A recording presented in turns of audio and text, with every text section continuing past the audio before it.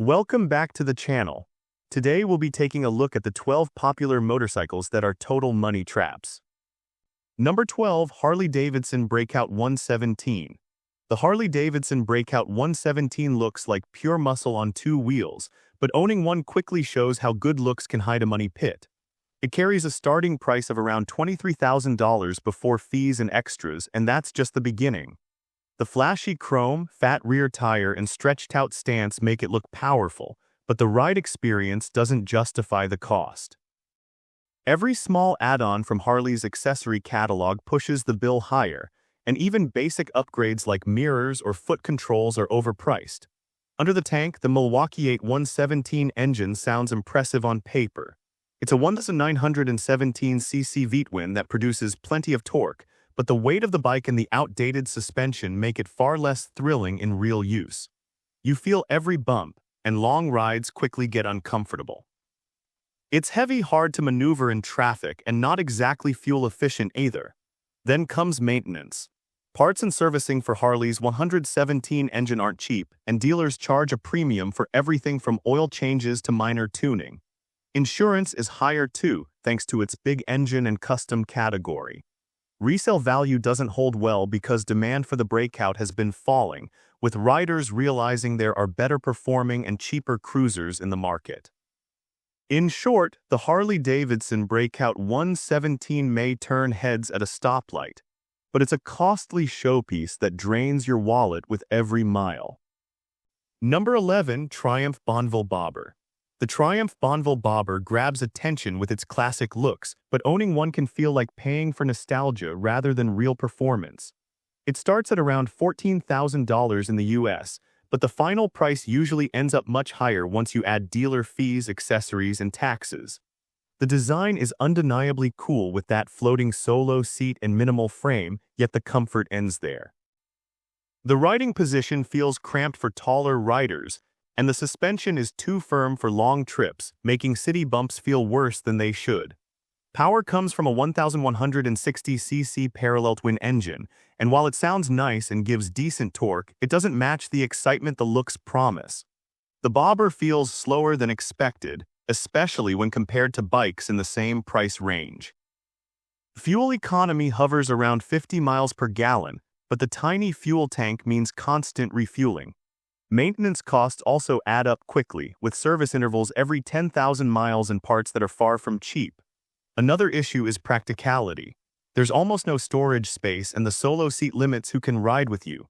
Many owners spend extra on aftermarket parts to fix comfort and handling problems, which pushes the total cost well beyond $15,000. In the end, the Triumph Bonneville Bobber is like a beautiful prop, great to look at, disappointing to live with. Number 10, Indian Chief.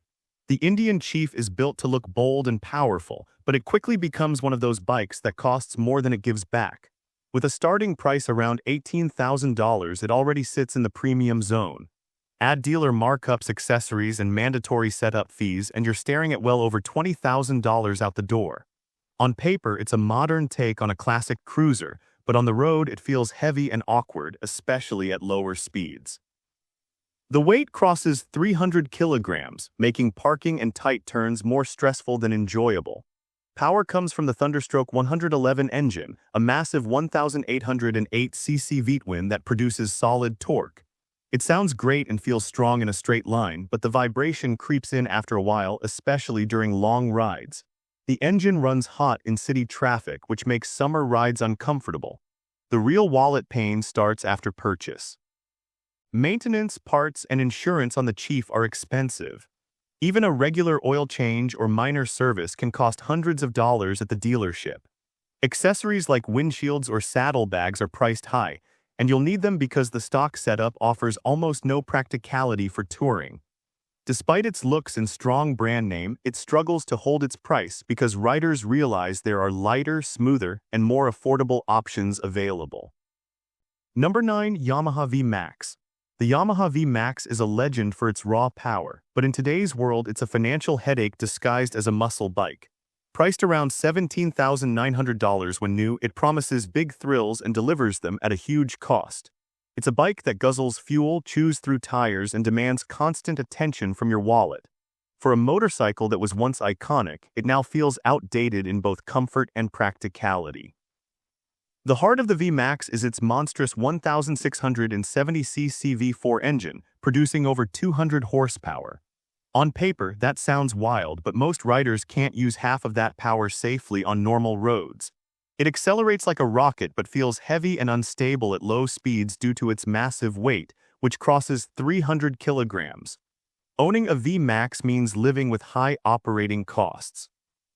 It burns through premium gas faster than most cruisers, giving just around 30 miles per gallon. Tires wear out quickly due to the power output, and replacements aren't cheap. The VMAX gives you bragging rights for sheer horsepower, but beyond that, it's impractical. It's too heavy for daily use, too thirsty for long rides, and too expensive to maintain. For most riders, it's a reminder that raw power doesn't always mean smart value. It's a money trap wearing a famous badge. Number 8. Harley-Davidson Pan America. The Harley-Davidson Pan America entered the adventure bike market with big promises, but in reality, it's an expensive gamble that often disappoints. With a starting price near $19,000, it tries to compete with seasoned adventure bikes like the BMW GS, but the ownership costs make it a tough sell. The idea of Harley making an adventure tourer was exciting at first, yet the execution feels inconsistent, both in reliability and comfort. The Revolution Max 1250 engine, a 1,250cc V-twin, pushes out plenty of power, but it comes with problems. Many riders report heat issues during slow rides, clunky shifting, and unpredictable throttle response. Then there's the electronics package. The Pan America is loaded with rider modes, adaptive suspension, and screens, but many of these features have software glitches that lead to dealer visits. Even simple issues like warning lights or sensor faults can require diagnostic tools that only Harley techs have, turning small problems into expensive appointments. Comfort-wise, the seat and wind protection feel lacking for an adventure model at this price. The build quality looks solid, but frequent rattles and electrical issues tell a different story. In the end, the Harley-Davidson Pan America feels like a bold experiment that missed its mark. Number 7. Suzuki Boulevard M109R. The Suzuki Boulevard M109R stands out for its muscular design and big power, but it's also a bike that drains your wallet faster than it delivers satisfaction.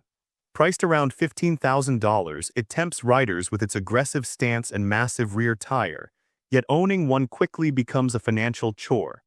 It's heavy, thirsty, and difficult to manage in real-world riding conditions. While it looks like a cruiser built for domination, daily use exposes its flaws fast. The M109R is powered by a 1,783cc V-twin engine, and yes, it's strong. It pushes serious torque and can launch hard in a straight line. But that brute power comes at the cost of comfort and efficiency. The engine feels rough at low speeds, and the gearbox often clunks between shifts. Handling is far from easy, especially in traffic or tight corners, thanks to its massive weight and wide rear tire.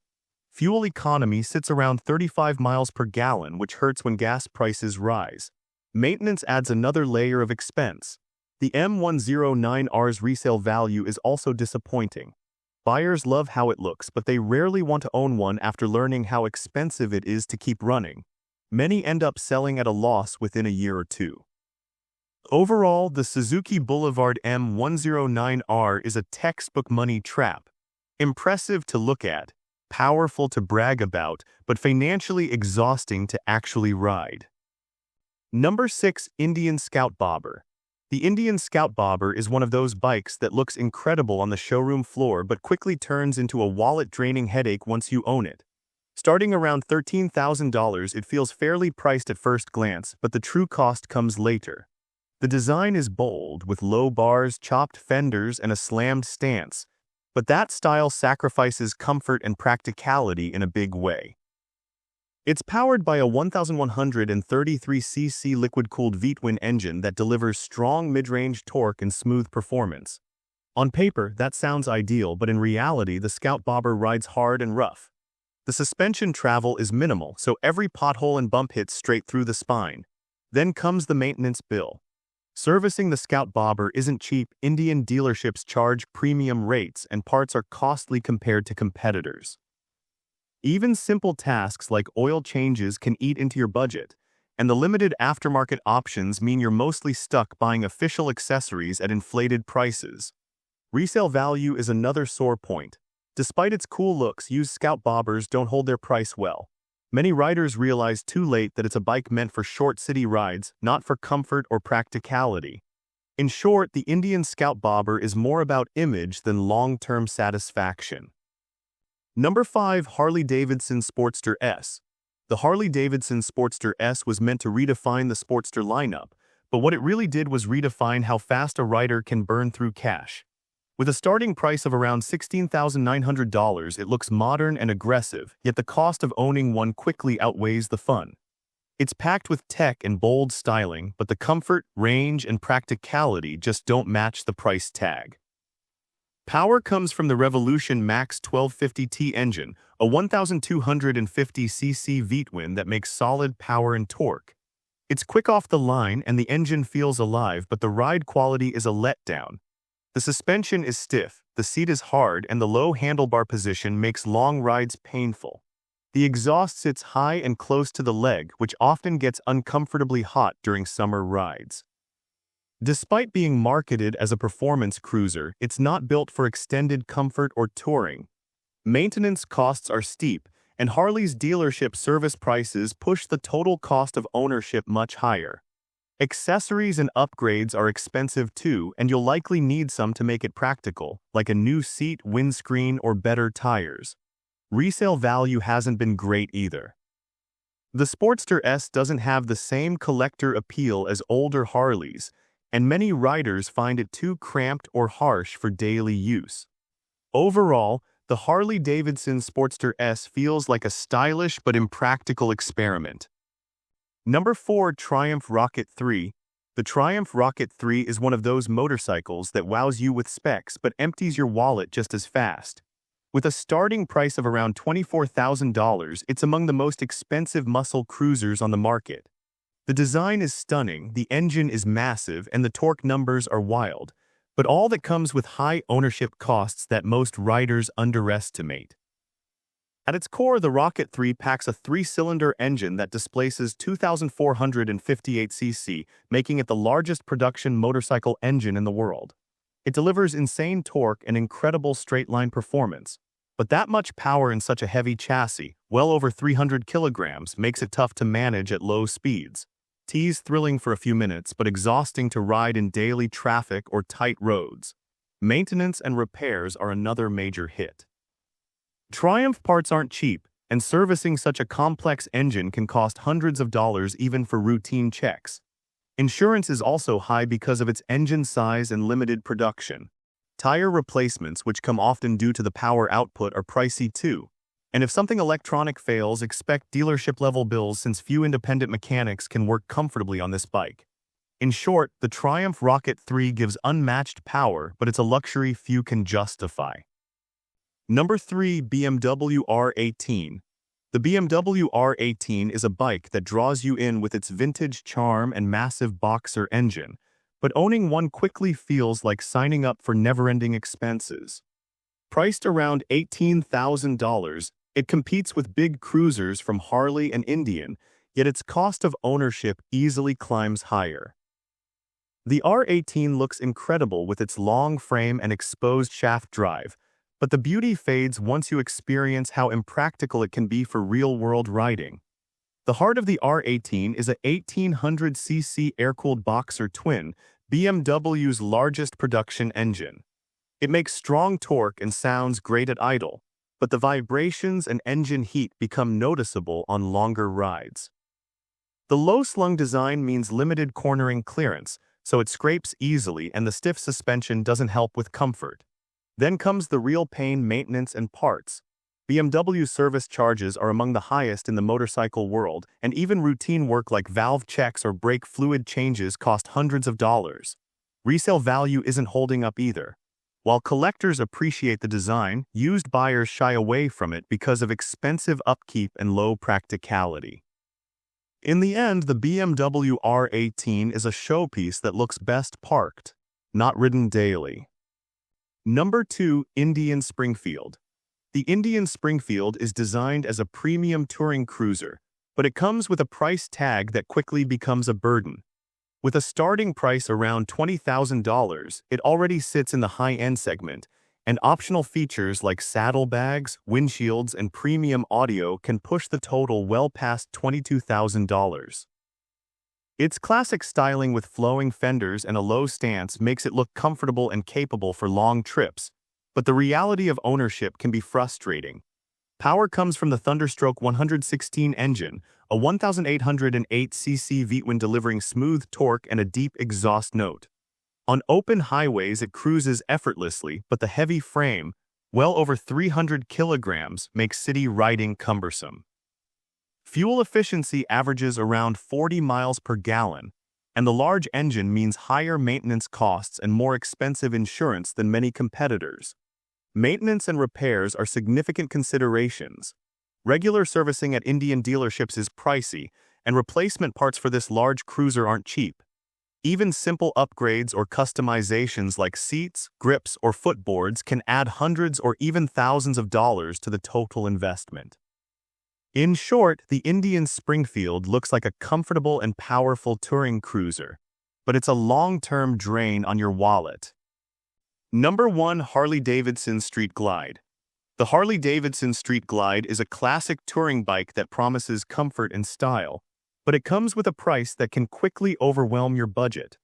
Starting around $24,000, the base model is already costly, and once you factor in dealer fees, accessories, and customization, the total easily exceeds $26,000.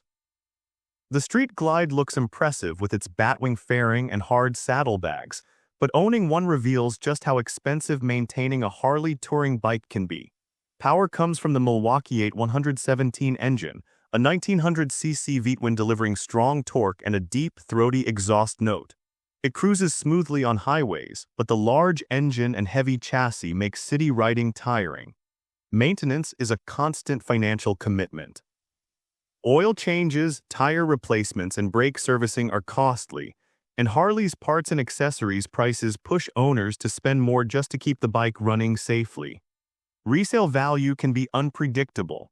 While Harleys hold some collector appeal, used Street Glides often sell below purchase price because buyers anticipate future maintenance costs.